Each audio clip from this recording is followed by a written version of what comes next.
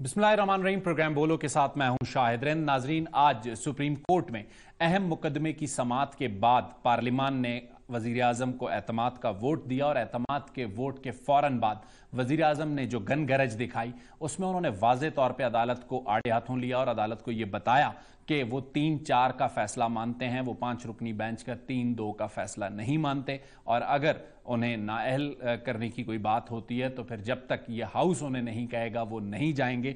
तो वजीर आजम की इस गुफ्तगू को अगर हम देखते हैं और सुबह की समात को देखते हैं तो ऐसा लगता है कि जो शाराए दस्तूर पे एक कन्फ्यूजन की सूरत हाल है या जो एक तसादुम की सूरत हाल है वो ताहाल बरकरार है। हुकूमत और अपोजिशन के दरमियान पॉलिटिकल राब्ता हो चुका है। इस राब्ते के नतीजे में आज से मुलाकातों का सिलसिला शुरू हो जाएगा। लेकिन इससे कबल जब आज सुबह अदालत ने समाअत की तो अदालत में अटारनी जनरल और फारूक एच नाइक ने मुज़ाकरात के हवाले से अदालत को अपडेट किया और शाह महमूद कुरैशी ने अदालत के सामने यह शिकवा किया कि मुज़ाकरात के लिए उनसे राब्ता नहीं किया गया और हुकूमत टाइम बाय करना चाहती है। और उन्होंने कुछ पॉलिटिकल बातचीत भी वहां शाह महमूद कुरैशी ने अदालत के सामने रखी, जिस पर चीफ जस्टिस ने यह रिमार्क्स दिए कि पॉलिटिकल मामले से अदालत का कोई लेना देना नहीं है। अदालत एक आईनी सवाल की हद तक महदूद रहेगी और उसी के जवाब को तलाश करने की कोशिश करेगी। और आज जब समाअत मुकम्मल हो रही थी तो उस वक्त बहुत अहम remarks chief justice Umar Ata Bandial ने दिए। उन्होंने ये कहा कि वो ना तो आज कोई हिदायत देंगे और ना कोई टाइमलाइन देंगे, लेकिन आज के हवाले से एक हुक्मनामा ज़रूर जारी करेंगे और वो हुक्मनामा जो भी सूरत हाल होगी, हुक्मनामा जारी होने के बाद अंदाज़ा होगा कि क्या सूरत हाल डेवलप होती है। लेकिन सुप्रीम कोर्ट की समाअत के बाद वजीर आजम का एतमाद का वोट और फिर गन गरज के साथ तकरीर, मौलाना फजलुर रहमान की प्रेस कॉन्फ्रेंस ऐसा बता रही है कि अभी तक शाराए दस्तूर पर जो कशीदगी है वो बरकरार है। जो मोअज़्ज़ज़ मेहमान आज इस मौजू पर हमसे बातचीत करने के लिए मौजूद हैं, सबसे पहले उनसे आपका तारुफ करवाता हूँ। हमारे साथ पाकिस्तान तहरीक इंसाफ से अमजद खान न्याजी साहब हैं, पाकिस्तान मुस्लिम लीग नून से राना एहसान अफजल साहब हैं। दोनों मोअज़्ज़ज़ मेहमानों को खुशामदीद कहता हूँ। न्याजी साहब, अगर आपकी इजाज़त हो तो ज़रा आज हुकूमत से इब्तदा करें।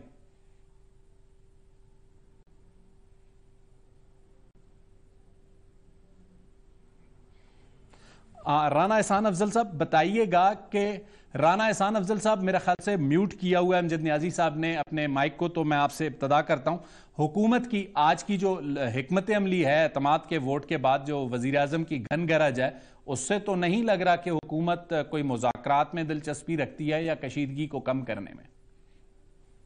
बिस्मिल्लाह रहमान रहीम। देखें, आज अल्हम्दुलिल्लाह सबसे पहले तो वजीर आज़म शहबाज शरीफ साहब ने जो है 180 वोट्स लेके ये साबित किया है कि पार्लियामेंट जो है उसकी मेजॉरिटी जो है उसका एतमाद इस हुकूमत में और ख़ुसूसी तौर पे वजीर आज़म शहबाज शरीफ साहब में जो है वो है। और जो करारदादें जो पेश होती रही हैं वो भी, उसकी बैकिंग भी पार्लियामेंट को विद अ मेजॉरिटी है अल्हम्दुलिल्लाह। और जो मौक़िफ़ है पार्लियामेंट का इस सारे मामले में, उसके ऊपर भी पार्लियामेंट जो है वो यकजहता है और यकजहत है और मेजॉरिटी के अंदर उसको सपोर्ट करती है। दूसरा देखिए, नहीं हमारा बिल्कुल बातचीत के अंदर हम समझते हैं कि होनी चाहिए है और यही वजह है क्योंकि नेशनल असेंबली में तो पीटीआई मौजूद नहीं है उस तादाद में जिस तादाद में उनके साथ नेगोशिएशन और उनकी जो कह लें कि जो लीडरशिप है वो मौजूद नहीं है। तो सेनेट वो अपर हाउस है जहां एक मैं समझता हूं कि पीटीआई की रिप्रेजेंटेशन है और जो पीडीएम भी समझती है कि पीटीआई की अच्छी रिप्रेजेंटेशन उधर मौजूद है। तो वहां जो ये मामलात हैं नेगोशिएशन के वो चल रहे हैं और मैं समझता हूं कि पार्लियामेंट ही वो फोरम है जहां इस तरह के मामलात सेटल होने चाहिए, बजाय कि कोर्ट कोई पंचायत लगाए और कोर्ट जो है वो कोई, तो वो पार्लियामेंट जो है और वहां सेनेट जो है क्योंकि अपर हाउस है, वहां ये मामला अब आगे बढ़ेगा। राना साहब, जो मेरा आपसे सवाल है वो, आपकी बात ठीक है, सेनेट का इंतखाब आपने किया इस सारी सूरत हाल में, लेकिन ऐसा लग रहा है जो आज वजीर आजम की तकरीर थी उससे जो कशीदगी है पार्लियामान और अदलिया के दरमियान या फिर हुकूमत और अपोजिशन के दरमियान, वो कम होती हुई नजर नहीं आ रही है हमें। देखिए, अदलिया के ऊपर तो मौक़िफ़ पार्लियामेंट का बड़ा क्लियर है। पार्लियामेंट समझती है कि जो 4-3 का फैसला है वो मेजॉरिटी का फैसला है और वो इम्प्लीमेंट होना चाहिए था। लेकिन 3 मेंबर बेंच का जो फैसला है, जो माइनॉरिटी का फैसला है, उसके ऊपर कार्रवाई जो है वो आज भी जारी है। तो पहले तो पार्लियामेंट का इस पे बेहद क्लैरिटी है। दूसरा देखें, सुओ मोटो लेने का और बेंच जिस तरीके से तश्कील दिए जाते रहे हैं, अब उसके ऊपर भी पार्लियामेंट का मौक़िफ़ बड़ा क्लियर है। और अब तो जो है वो जो लॉ है वो इनैक्ट हो चुका है, जिसके अंदर इन चीज़ों का रिव्यू जो है 3 मेंबर जजेस की कमेटी ने करना है सुओ मोटो का जो है। तो ये सारे मामला तो क्लियर हैं और ठीक है, यही इख्तलाफ है, लेकिन ये इख्तलाफ मैं समझता हूँ कि पार्लियामेंट और जुडिशरी का नहीं है, ये तो जुडिशरी के अंदर का इख्तलाफ है जिसकी हम हमायत करते हैं। चलें जरा जरा आपकी तरफ जितनी क्लैरिटी है, जरा अमजद न्याजी साहब ने अगर अपना माइक अनम्यूट कर लिया और हमें सुन रहे हो, तो अमजद न्याजी साहब के सामने सूरत-ए-हाल रखूंगा कि हुकूमत की आज की जो हिकमत अमली है बज़ाहिर हमें कामयाब लगती है। अमजद न्याजी साहब को क्या लगता है कि हुकूमत कामयाब रही अपने जैसे कहते हैं हिकमत अमली में, या उन्हें नाकाम नजर आती है? न्याजी साहब, इनकी हिकमत अमली उसी वक्त दमदूस हो जाती है जब 20 अराकीन जो ऑलरेडी मुनर्रफ हो चुके हैं उनको मिला के इन्होंने 180 किए हैं। अब इसके ऊपर मैं समझता हूं क्योंकि ऑलरेडी एक सुप्रीम कोर्ट फैसला दे चुकी है कि वो अराकीन जो अपनी पार्टी के साथ लायल नहीं रहेंगे उनका वोट नहीं गिना जाएगा। अब ये क्वेश्चन ऑफ लॉ भी है कि अब इन लोगों ने किस तरह उनको शुमार कर लिया अपनी मर्जी से। इनकी मर्जी, वो कहते हैं मेरी मर्जी, मेरी पार्लियामेंट तो नहीं चल सकती, ये मेरा कानून मेरी मर्जी। ये हिसाब नहीं होता। मर्जी वही होती है जो कॉन्स्टिट्यूशन ऑफ पाकिस्तान के अंदर है। दूसरी बात यह है कि हमने कभी मुज़ाकरात से जो है वो रूह गर्दानी नहीं की थी या पीछे नहीं हटे थे। बदकिस्मती ये है कि गवर्नमेंट अपने आप को ड्रैग करना चाहती है इलेक्शन से और वो पास खेलना चाहती है, जिस तरह सुप्रीम कोर्ट ने आज खुद ऑब्जर्व भी किया। अगर ये जितना भी डिलेइंग टैक्टिक्स कर रहे हैं, आप खुद अंदाजा लाए कि पंजाब असेंबली के लिए टिकट्स के लिए अप्लाई लोगों ने जो किया वो तकरीबन 8,000 लोगों ने अप्लाई किया पूरे पंजाब से, 8,000 लोगों ने। तो खुद आप अंदाजा करें कि क्या पोजीशन है इस वक्त लोगों की और लोगों के अंदर पाकिस्तान तहरीक इंसाफ की पॉपुलैरिटी की। और ये क्यों ड्रैग करते हैं चीजों को? इसलिए कि इलेक्शन के अंदर जाना नहीं चाहते। अगर इनको मालूम होता कि हम इलेक्शन विन कर सकते हैं या इलेक्शन में कंपटीशन में है, तो यकीनन ये इलेक्शन कराते। ये इलेक्शन नहीं कराना चाहते। ये और आज भी मैं कहता हूं कि ये जितना डिलेइंग टैक्टिक इस्तेमाल करते रहेंगे, लोगों ने इन्होंने कौन से तीर मार लेने हैं मुझे बताएं। ये 4 माह के अंदर मई, जून, जुलाई, अगस्त, सितंबर, अक्टूबर तक इन्होंने कितने तीर मार लेने हैं? पिछले 1.5 साल मतलब 1.25 साल में तो ये कुछ नहीं कर सके। अब इन्होंने क्या करना है? मुझे कोई फार्मूला बताएं। कोई मतलब सरवा उतर रहा है, कोई मतलब कोई इतनी बड़ी रिफॉर्म लेके आ रहे हैं कि नेल्सन मंडेला बन गए हैं शहबाज शरीफ और पंजाब में भी। ठीक है न्याजी साहब, मुझे ये बताइएगा कि आपने जो बात की उसका बिल्कुल मैं आपसे पहले जवाब लेने से पहले चाहूंगा। राना साहब, जो नुक्ता न्याजी साहब ने उठाया कि आप लोगों ने मुनर्रिफ अराकीन से वोट लिए, तो ये एतमाद का वोट क्वेश्चन मार्क नहीं होगा, ये उनका मौक़िफ़ है। मेरी मालूमात के मुताबिक मुनर्रिफ अराकीन उस वक्त गैर हाजिर थे। आप इस पे क्या कमेंट करेंगे? दूसरा एक जो जुमला है, मौलाना फजलुर रहमान इस मुज़ाकरात का हिस्सा नहीं है, तो कहीं आप सिर्फ टाइम बाइंग के लिए पीटीआई को एंगेज तो नहीं कर रहे?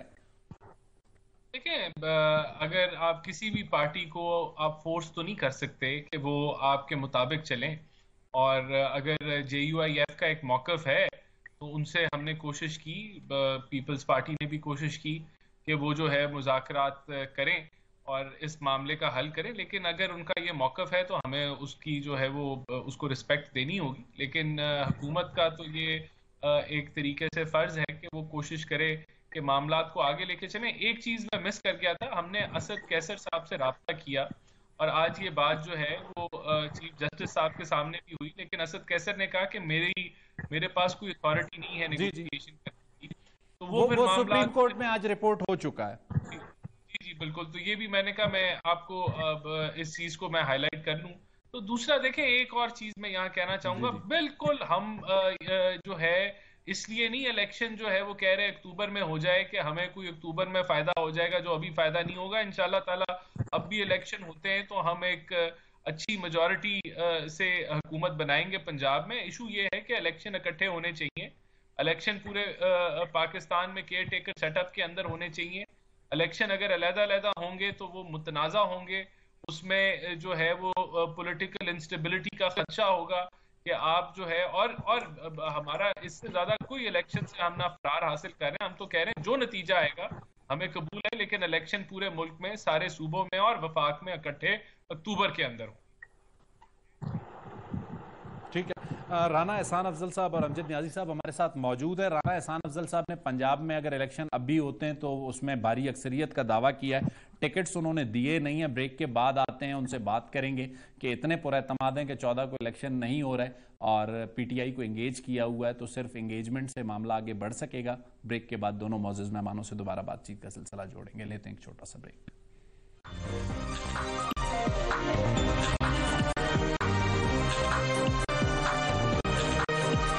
वेलकम बैक नाजरीन। ब्रेक के बाद एक बार फिर आपके सामने हाजिर खिदमत हैं। राना एहसान अफजल साहब ने ब्रेक पर जाने से पहले कहा कि अगर अब भी इलेक्शन होते हैं तो वो भारी अक्सरियत से कामयाब होंगे, लेकिन ज़रा अमजद नियाजी साहब की तरफ जाते हैं।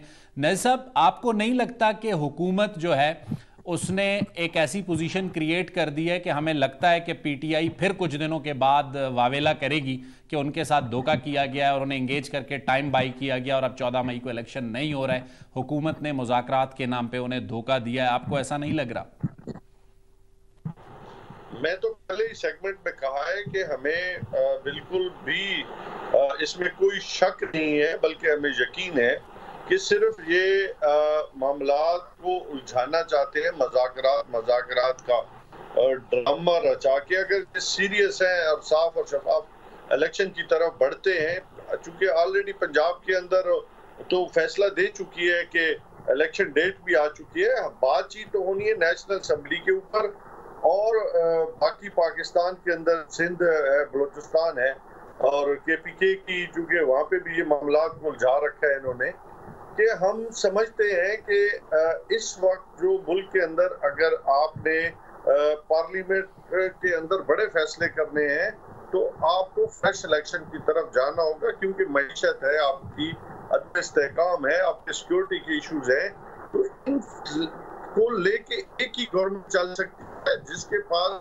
कुछ सोल मेजॉरिटी हो, जिसके पास। नियाजी साहब, मुज़ाकरात के लिए कितने दिन तक आप लोग इंतजार करेंगे कि ये रिजल्ट ओरिएंटेड होते हैं या नहीं होते? एक दिन का टाइम आपके चेयरमैन ने कमेटी को दिया है, 2 दिन का दिया है, घंटे का दिया है, या फिर तवील मुज़ाकरात हो सकते हैं? रिन साहब, आज अभी जो है वो हमारी मुज़ाकराती टीम पार्लियामेंट के अंदर मौजूद है। आपको कुछ देर में मालूम हो जाएगा कि कितने रिजल्ट ओरिएंटेड जो है वो मुज़ाकरात हो सकते हैं या नहीं हो सकते। मेरे ख्याल में शाम तक आपको सब कुछ आपके गोश गुजार आ चुका होगा। सही। राना एहसान अफजल साहब, अमजद नियाजी साहब को शकूक व शुबात है आपकी मुज़ाकरात की नीयत पे, और उन्होंने ये बता दिया कि पंजाब पे कोई बात नहीं होगी, बात होगी तो मरकज, बलूचिस्तान और सिंध पर, और वज़ीर आज़म कह रहे हैं कि एक ही डेट पे तमाम पाकिस्तान में इलेक्शंस। तो आप लोग अक्टूबर से कुछ नीचे आ रहे हैं, जैसा कि हमने वसीम शहजाद साहब का जो लेटर था सेनेट में, जो कायदे हस्बे इख्तलाफ है, उन्होंने अगस्त की बात की थी इंतखाबात में, तो कोई ऑप्शन है हुकूमत के पास अगस्त का? देखिए, हुकूमत का मौक़िफ़ तो बड़ा क्लियर है कि इलेक्शंस अक्टूबर में होने चाहिए हैं और आईनी मुद्दत जो 3 सूबे हैं वो अपनी पूरी करें। और यहाँ तक बात जो इन 2 सूबों की बात है, इनके अंदर जो मसला बना हुआ है वो तो 63A की तशरीह की वजह से बना, और फिर अब तो ये भी साबित हो गया कि पीटीआई ने ये जो असेंबलियाँ डिसॉल्व करने का मशवरा लिया वो chief of army staff Bajwa साहब की कहने पे किया है इन्होंने। इनको पता नहीं कौन सी गारंटियां दी गई थी, क्या दिया गया, और ये सारा जो मामला है मुल्क को पॉलिटिकल इंस्टेबिलिटी में डालने के लिए ये किया गया, जबकि इनके अपने चीफ मिनिस्टर नहीं चाहते थे। तो हमारा मौक़िफ़ तो अक्टूबर तक का है, मसला हमारी तरफ से नहीं है। अगर मेरे सवाल पे राना साहब अगर मेरे सवाल पे आ जाएं कि अगस्त आपके पास कोई ऑप्शन है या नहीं? ये तो देखें, हम मुज़ाकरात होंगे तो उसके अंदर कोई अगर अच्छी कोई मुज़ाकरात हो जाते हैं एक दूसरे से, कोई भी ऑप्शन निकल सकती है। लेकिन अब तक तो हम अक्टूबर में समझते हैं कि अपनी आईनी मुद्दत पूरी करे ये जो वफाक और 2 सूबे जो हैं, और फिर उसके 90 दिन के बाद जो हैं इलेक्शंस हो जाएं। लेकिन जहां तक एतबार की बात है कि हमारे पे ये सही। एतबार नहीं करते, तो सबसे बड़ा एतबार का फुकदान तो पीटीआई के साथ होता है, क्योंकि इनका जौन सा मर्जी डेलीगेशन बन जाए या जौन सा मर्जी वक्त बन जाए, वो जो मर्जी फैसला कर ले, उसके बाद खान साहब जो है वो नहीं मानते। ये तारीख रही है पीटीआई की। चलें, तो इस पर न्याजी साहब को ऐड करता हूं। लेकिन मसला ये है राना साहब कि पाकिस्तान मुस्लिम लीग नून हो, पीपल्स पार्टी हो, मियां नवाज शरीफ, आसिफ अली जरदारी के बगैर फैसले नहीं करती। यही अलमिया पीपल्स पार्टी का, पीटीआई का भी है। तमाम जमातों की कुछ सूरत हाल एक जैसी है। न्याजी साहब, आपके ख्याल में अगस्त आपका ऑप्शन हो सकता है या बिल्कुल 14 मई पे पंजाब पे कोई कंप्रोमाइज नहीं है? अदालत का जो भी फैसला आता है, और अगर फिर भी इलेक्शन नहीं होते तो पाकिस्तान तहरीक इंसाफ का क्या लाएमल होगा?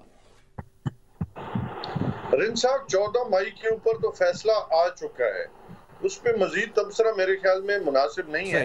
हाँ, आज जो मुज़ाकरात पार्लियामेंट के अंदर हो रहे हैं, पार्लियामेंट कमेटी रूम में, वहां से हमें नतीजा निकल आएगा, हतमी या गैर हतमी, तो हमें मालूम हो जाएगा कि कितने ये मुज़ाकरात के अंदर जो है ये संजीदा है, या मुज़ाकरात को ये प्रोसीड करना चाहते हैं, ताकि हम किसी एक एजेंडे पे, किसी एक नुक्ते पे जो है वो अपने आप जो हमारी बहस है उसको समेट सके, और पाकिस्तान के अंदर एक साफ और शफाफ इलेक्शन का की राह जो है हमवार की जाए। चले, अगर 14 मई को इंतखाबात नहीं होते, न्याजी साहब, 14 मई को इंतखाबात नहीं होते तो पाकिस्तान तहरीक इंसाफ का लाएमल क्या होगा?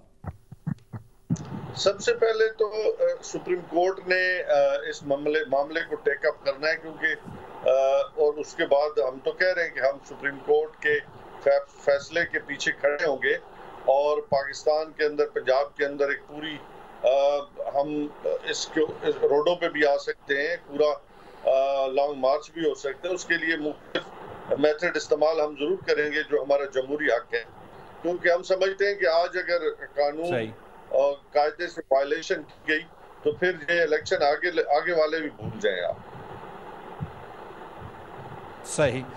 राना साहब, न्याजी साहब कह रहे हैं कि वो सड़कों पर भी आ सकते हैं, तो आप लोग क्या इलेक्शन डिले करने की सूरत में, जो इस वक्त शाराए दस्तूर की सूरत हाल है जिसमें अदलिया और पार्लिमान आमने सामने, फिर सियासी जमातें आमने सामने होंगी? देखिए, सियासी जमातें आमने सामने का तो हमने देख लिया था ना जी, लॉन्ग मार्च जो 24 घंटे में 2.5-3 घंटे चलता था, बाकी वो रेस्ट किया करता था। तो वो तो इनके पास ऑप्शन अवेलेबल है, कर लें जो इन्होंने करना है। पहले जो इनका लॉन्ग मार्च और जो वो जो 50 लाख लोगों ने इस्लामाबाद आना था, वो तो सबने देख लिया, तो उसकी तो ये हमें कोई फिक्र नहीं है। लेकिन यहाँ देखें, मैं आपको फिर रिपीट करूंगा कि पार्लियामेंट का कोई इख्तलाफ नहीं है अदलिया के साथ। अदलिया के साथ इख्तलाफ है, और पार्लियामेंट चाहती है कि आइन के मुताबिक जो आइन पाकिस्तान है वो सिर्फ पार्लियामेंट या सियासतदानों पे लागू नहीं होता। आइन पाकिस्तान सुप्रीम कोर्ट पे भी लागू होता है। अगर सुप्रीम कोर्ट जो है उसको गिनती के अंदर प्रॉब्लम आ रहे हैं, उसको गिनती नहीं करनी आ रही, तो ये एक उनका इंटरनल मामला है। और अगर सुप्रीम कोर्ट के अंदर से आवाजें आती हैं कि सुओ मोटो को होल्ड कर लें, बेंचों की तश्कील को दोबारा से देख लिया जाए, तो वो अंदर से उसकी आवाज आ रही है, क्योंकि ये इस चीज को बड़ा मिसयूज किया गया है, इस हद तक मिसयूज किया गया। चले, ये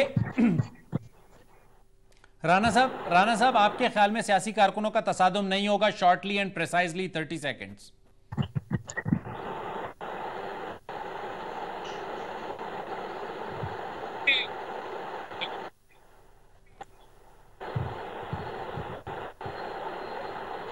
राना साहब, मैंने कहा 30 सेकेंड्स में मुझे रिस्पॉन्ड अगर कर सकें।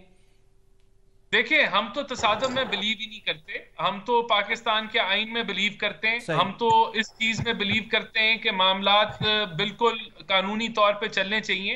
पहले भी इन्होंने लॉन्ग मार्च किया, कोई ऐसा उसके अंदर तसादम नहीं हुआ हुकूमत के साथ। अभी भी ये अगर करना चाहते हैं, सड़कों पे आना चाहते हैं, तो मोस्ट वेलकम, इजाजत लेके आ जाएं, बस जहां भी आना है।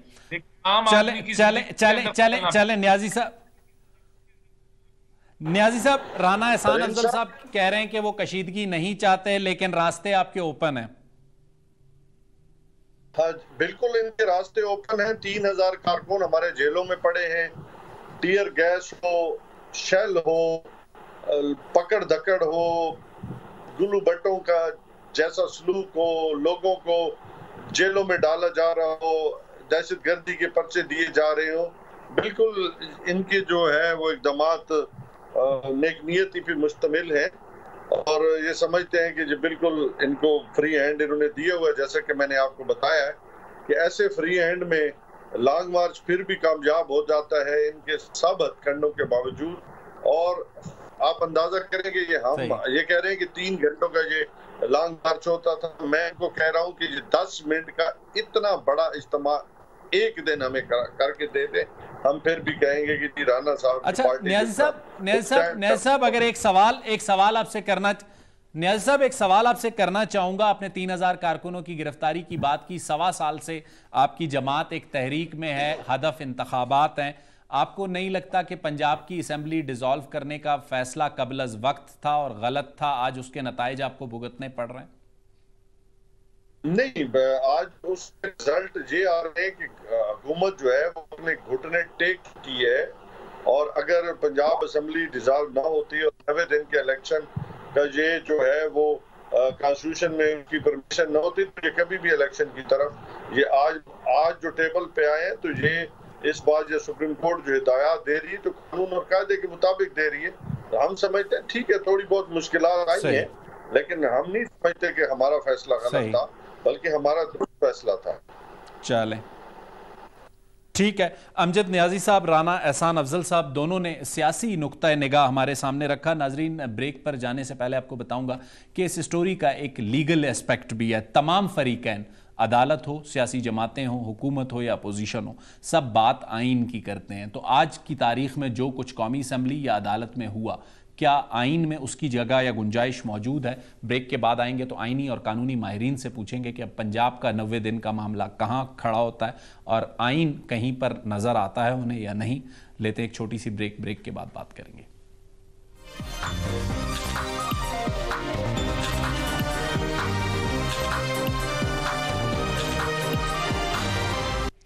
वेलकम बैक नाजरीन। ब्रेक के बाद एक बार फिर आपके सामने, और हमने जाने से पहले आपसे कहा था कि जब सियासी लोगों ने आइन के सवाल पर और अदलिया ने आइन के सवाल पर एक सारे मामले पर बहस की है पिछले कई दिनों से, अब जो आज सुप्रीम कोर्ट में पेशी हुई है, जो समाअत हुई है, उसके बाद जो सूरत हाल डेवलप हो रही है, मुज़ाकरात शुरू हो चुके हैं, तो अब आइन का सवाल कहाँ गया और इस जो भी मुज़ाकरात का नतीजा होगा उसके नतीजे में वो 90 दिन की आइन की जो कहानी पिछले एक हफ्ते 10 दिन से हम सुन रहे हैं सियासी फरीकैन से, अदलिया से और पार्लिमान से, उसमें सारे में आइन कहाँ गया, इस पर बात करने के लिए हमारे साथ जो लीगल एक्सपर्ट्स मौजूद हैं उनमें हसन रज़ा पाशा साहब हैं, गौहर खान साहब हैं और जहांगीर जदून साहब हैं।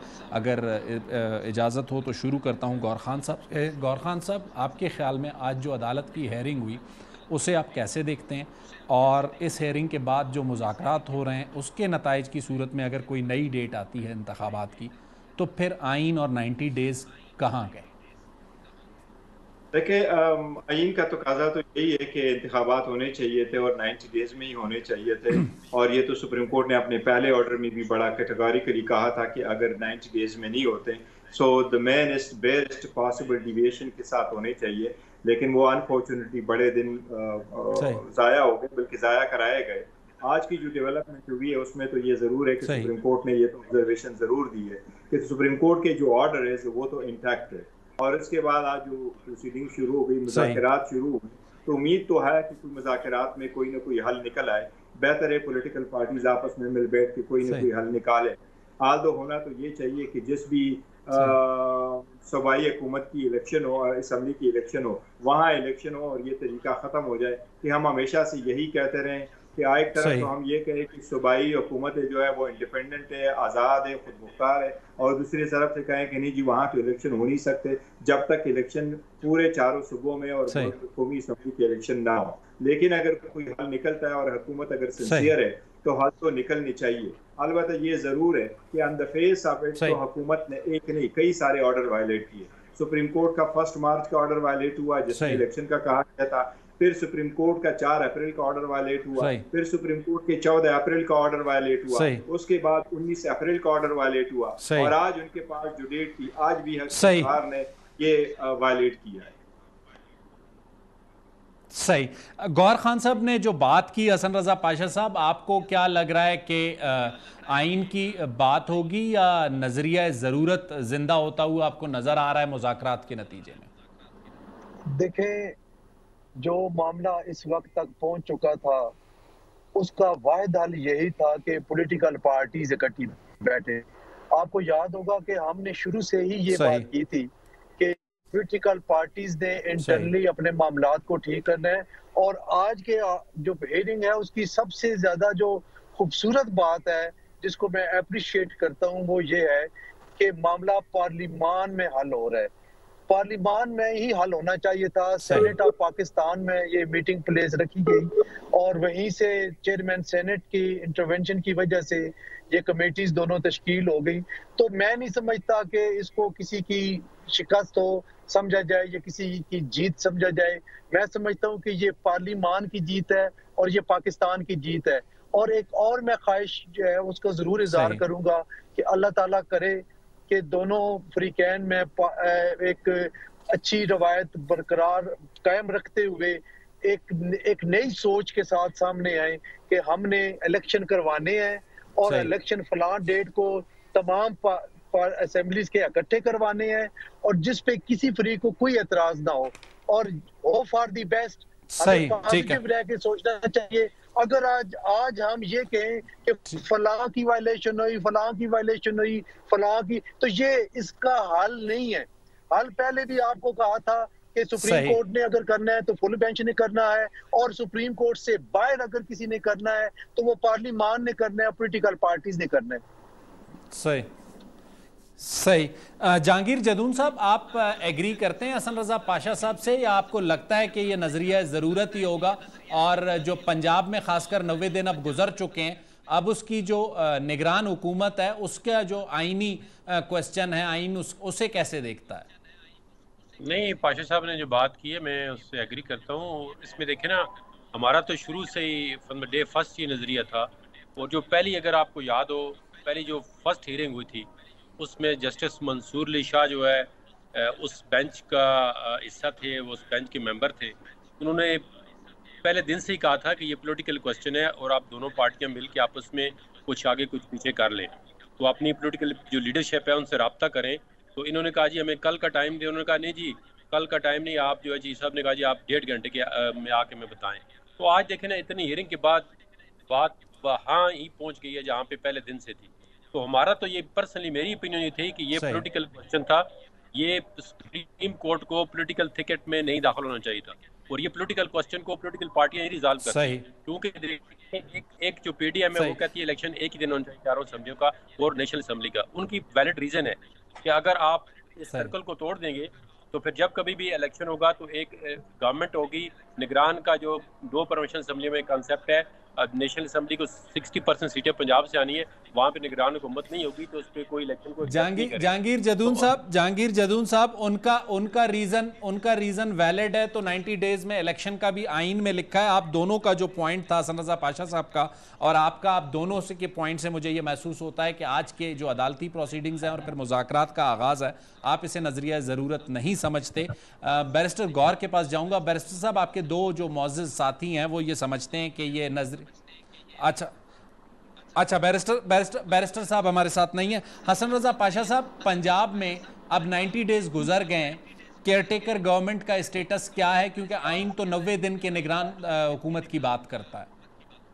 देखिए, एक पिटीशन भी फाइल हो गई है तहरीके इंसाफ ने थ्रू फवाद चौधरी और दोनों जो केयरटेकर जो साबका वज़ीर आला है परवेज इलाही साहब और महमूद खान साहब, उन्होंने CPLA फाइल की है सुप्रीम कोर्ट में कि जो केयर टेकर सेटअप है इसको सीज करके सुप्रीम कोर्ट ऑफ पाकिस्तान दोनों सूबाई असेंबली दोनों जो सूबे हैं उनका इंतजाम सुप्रीम कोर्ट संभाल रहे और day to day affair supreme court चलाए। ये भी एक बड़ी गलत रवायत होगी कि आप सुप्रीम कोर्ट को इस मामले में इन्वॉल्व कर रहे हैं। मैं समझता हूँ कि ये जो नोटिफिकेशन हुआ था केयर टेकर सेटअप का, वो हुआ था till formation of new assembly. जब तक नई असेंबली के इलेक्शन नहीं हो जाते उस वक्त तक ये चलता रहेगा। ना किसी और एग्जीक्यूटिव ऑर्डर की जरूरत है, ना ही किसी नए नोटिफिकेशन की जरूरत है। सही। चलें, बैरिस्टर गौर साहब हमारे साथ मौजूद हैं। गौर साहब, मुझे जहांगीर जदून साहब और हसन रजा पाशा साहब की गुफ्तगू से ये तासुर मिलता है कि वो आज की अदालती प्रोसीडिंग्स और मुज़ाकरात को नज़रिया ज़रूरत नहीं समझते, नीड ऑफ आवर समझते हैं, जिसे हम समझते हैं कि नज़रिया ज़रूरत की अगर हम बात करते हैं तो बज़ाहिर तो नज़र आता है कि नज़रिया ज़रूरत ही है, क्योंकि सुप्रीम कोर्ट का हुक्म मौजूद है 90 डेज़ के हवाले से और 14 मई की डेट है और कंप्लाइंस नहीं हो पा रही। तो कैसे देखते हैं आप इस सूरत हाल को? ये बिल्कुल मैं आपके साथ एग्री करता हूँ इस पॉइंट पे कि नहीं, सुप्रीम कोर्ट को तो ये ज़रूर करना चाहिए था कि सुप्रीम कोर्ट अगर पहले दिन अपने ऑर्डर को कंप्लाई विद कर देती तो 14 तारीख को जो ऑर्डर हुआ था उसी की कंप्लायंस के लिए आगे जाने की ज़रूरत ही नहीं। द नेक्स्ट डे आ जाता और सुप्रीम कोर्ट फुल फोर्स के साथ अपना ऑर्डर इम्प्लीमेंट करवाता। और सुप्रीम कोर्ट इस बात पे एक वो रखता है, पावर है, और सुप्रीम को आईन का तकाजा ही यही है कि सारे इदारों ने सुप्रीम कोर्ट के ऑर्डर को मनोन तस्लीम करना है। अब सुप्रीम कोर्ट शायद आपस में जजेस के खिलाफ की वजह से या अदरवाइज थोड़ा सा कमजोर दिखाई दिया इस मामलात में। आल्दो सुप्रीम कोर्ट बड़ा स्पेयरिंगली इस पावर को एक्सरसाइज करती है और जरूरी नहीं है कि सुप्रीम कोर्ट हर बात में कंटेम्प्ट की तरफ ही जाए, लेकिन जब सुप्रीम कोर्ट के एक ऑर्डर हो, वो क्लियर हो, वो आईनी और कानूनी हो, और वो एक सूबे के इलेक्शन का, और वो भी 13 करोड़ आवाम का फैसला हो और आईन के मुताबिक हो कि आईन यही कहता है कि मुंतखब नुमाइंदों के जरिए से ही हुकूमत चलानी है। ऐसी सूरत हाल में सुप्रीम कोर्ट को किसी मसलहत के बगैर, किसी पंचायत की तरफ जाने के बगैर और पार्टीज को ये रिक्वेस्ट किए बगैर कि जी आप आपस में मिल बैठ के करें, सुप्रीम कोर्ट को क्लियर कट करना चाहिए था कि बाय दिस डेट हम अपना ऑर्डर इम्प्लीमेंट करते हैं। पार्टीज बैठना चाहे तो उनकी मर्जी है। तो ये मैं ये समझता हूँ कि सुप्रीम कोर्ट गौर खान साहब आपके ख्याल में अगर मुज़ाकरात नाकाम हो जाते हैं और 14 मई को इंतखाबात भी नहीं होते तो क्या होगा? आईन कानून फिर क्या कहता है? देखिए, ये हुकूमत शायद यही कोशिश कर रही है, अगर नाकाम हो जाए तो बहुत बड़ी बदकिस्मती, आवाम सड़कों पे आएंगे, वकला भी निकलेंगे, सुप्रीम कोर्ट भी तकलीफ होगी, लोग तो डिवाइड होंगे, एक बहुत बड़ा डिवाइड आएगा, पॉलिटिकल पोलराइजेशन ऑलरेडी ज्यादा है, तो बहुत बड़ी बदकिस्मती होगी। लेकिन हुकूमत को भी चाहिए, सारी पार्टीज को चाहिए कि थोड़ा सा एक स्टेप बैक करके अगर इसको सक्सेसफुल बनाए। ठीक है, जहांगीर जदून साहब, आप गौर खान साहब से एग्री करते हैं कि सूरत-ए-हाल ऐसी जाएगी कि वकला की एक और तहरीक, आवाम सड़कों पर, शाराए दस्तूर पर फिर कशीदगी, या फिर आपको लगता है कि नहीं, ये नहीं होना चाहिए? नहीं, मैं तो नहीं समझता कि ये होना चाहिए, क्योंकि आप देखें अगर दोनों पार्टियां जो है उनकी कमेटीज बैठ गई हैं, वो नेगोशिएट कर रही हैं, तो मसला तो 2 महीने का ही है ना। अगर लेट्स से ये कहते हैं जी जुलाई में हो और गवर्नमेंट वाली साइड कहती है अक्टूबर में हो, अब गवर्नमेंट जो एक इलेक्टेड नेशनल असेंबली है उसको किस तरह डिसॉल्व करेंगे? कौन के क्या कहेंगे कि हम खुद डिसॉल्व करके अक्टूबर, मेरे ख्याल में अक्टूबर, उन्होंने 8 अक्टूबर इलेक्शन कमीशन ने डेट दी है, तो इनको चाहिए थोड़ा दिल बड़ा करें। पीछे से अगर 2-4 महीने आगे हो गए तो 2 महीने और आगे हो जाएंगे तो कौन सा आसमान नीचे आ जाएगा। तो अगर वो अक्टूबर में इलेक्शन चारों असेंबलियों के, कौमी असेंबली मैं इधर एक अर्ज में करूं अगर आपकी इजाजत हो तो, एक ही दफा हो जाए तो जी जरा जल्दी से कीजिएगा सर। जी, मैं जल्दी सिर्फ ये कह रहा हूँ, देखें ना, ये अल्फाज कोई अच्छे नहीं है, खासकर जब आप एडवोकेट जनरल के मुंह से देख रहे हैं और पार्लियामान में भी इसका दोहराया गया कि क्या क़यामत टूट पड़ेगा। ये आईन का तकाजा है, क्यों ना क़यामत टूट पड़ता। असेंबली डिसॉल्व है, 13 करोड़ अवाम है पंजाब के, और वो एक गैर मुंतखब हुकूमत यहाँ बैठी हुई है और सुप्रीम कोर्ट के ऑर्डर है, और इतनी लाइटली ये ले रहे हैं कि क्या फर्क पड़ जाएगा तीन हुकूमत। अगर ऐसा ही फर्क नहीं पड़ता, क़यामत नहीं टूट पड़ता, तो फिर क्यों ना इलेक्शन कर ले। तो 90 दिन तो खत्म हो गया ना गौर साहब, 90 दिन तो किधर गए? 90 दिन तो है ही नहीं है ना जी। नहीं, वो सुप्रीम कोर्ट ने कह दिया 90 दिन, ये भी गलत हुआ है। 90 दिन के अंदर अंदर होना चाहिए था। अगर आप कह देखें, मैं आपको सिर्फ एक बात बताऊं, एक once in a lifetime, वो भी जनरल जिया साहब की वफात के बाद एक इलेक्शन हुए थे जो 107 डेज के बाद हुए, बाकी इलेक्शन हमेशा से टाइम पे हुए। 2008 में जो इलेक्शन डिले हो गया था, वो 2008 के इलेक्शन में सिर्फ 38 डेज का फर्क आया। कभी इलेक्शन इतना डिले नहीं हुआ जब तक आज तक हुआ है। और मैं स्पेसिफिकली एक चीज का जरूर अर्ज करता हूँ, इस इलेक्शन कमीशन से मुझे बजाते खुद बड़ा ही इत्मीनान था, बड़ा पुरुमीद था कि ये इलेक्शन कमीशन सारा कुछ करेगा। आज जो सुप्रीम कोर्ट ऑर्डर पास कर रही है, ये इस इलेक्शन कमीशन के पास अंडर आर्टिकल 220 इख्तियार है। इलेक्शन कमीशन को ये दावा है कि हमारे पास कंटेम्प्ट का भी पावर है। तो अगर ऐसा ही पावर है तो इलेक्शन कमीशन ने ये ऑर्डर खुद पास क्यों नहीं किए? अपना आईनी जिम्मेदारी क्यों निभाने में नाकाम रहा? पहले तो सारी पॉलिटिकल पार्टी जो है पॉलिटिकल डायलॉग के जरिए इलेक्शन कमीशन को फुली इंडिपेंडेंट करें कि उनको एक किसी लॉ एनफोर्समेंट एजेंसी चाहे वो आर्मी जदून साहब पूरे दुनिया में ऐसा होता है। किसी भी इलेक्शन कमीशन के पास अपना फौज, अपने आरओ, अपने पैसे, अपना बैंक, कोई कुछ नहीं होता।